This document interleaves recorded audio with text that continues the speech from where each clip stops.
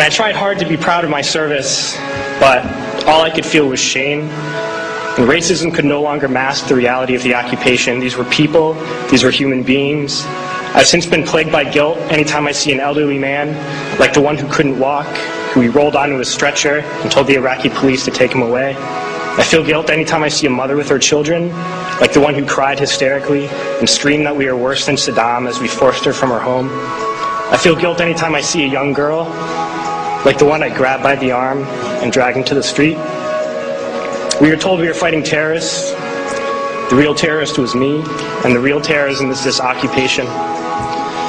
Racism within the military has long been an important tool to justify the destruction and occupation of another country. It has long been used to justify the killing, subjugation, and torture of another people. Racism is a vital weapon employed by this government. It is a more important weapon than a rifle, a tank, a bomber, or a battleship. It is more destructive than an artillery shell, or a bunker buster, or a Tomahawk missile. While all those weapons are created and owned by this government, they are harmless without people willing to use them. Those who send us to war do not have to pull a trigger or lob a mortar round. They do not have to fight the war, they merely have to sell the war. They need a public who is willing to send their soldiers into harm's way. They need soldiers who are willing to kill and be killed without question. They can spend millions on a single bomb, but that bomb only becomes a weapon when the ranks of the military are willing to follow orders to use it. They can send every last soldier anywhere on earth, but there will only be a war if soldiers are willing to fight.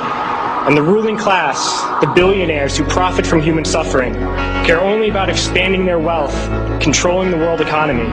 Understand that their power lies only in their ability to convince us that war, oppression, and exploitation is in our interest.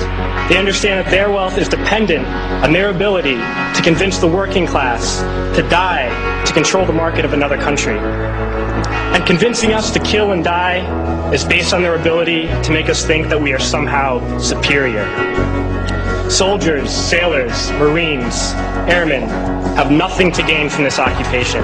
The vast majority of people living in the U.S. have nothing to gain from this occupation. In fact, not only do we have nothing to gain, but we suffer more because of it. We lose limbs, endure trauma, and give our lives.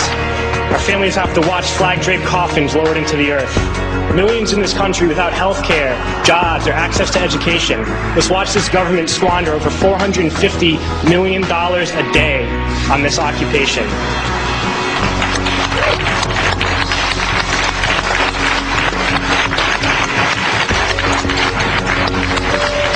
Poor and working people in this country are sent to kill poor and working people in another country to make the rich richer. And without racism, soldiers would realize that they have more in common with the Iraqi people than they do with the billionaires who send us to war.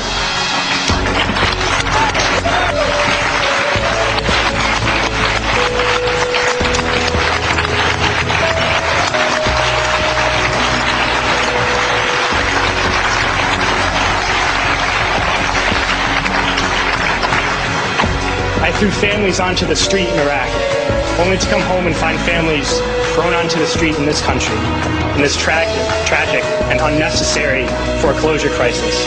We need to wake up and realize that our real enemies are not in some distant land. They're not people whose names we don't know and cultures we don't understand. The enemy is people we know very well and people we can identify. The enemy is a system that wages war when it's profitable. The enemy is the CEOs who lay us off from our jobs when it's profitable. It's the insurance companies who deny us health care when it's profitable. It's the banks who take away our homes when it's profitable. Our enemy is not 5,000 miles away. They are right here at home. If we organize and fight with our sisters and brothers, we can stop this war, we can stop this government, and we can create a better world.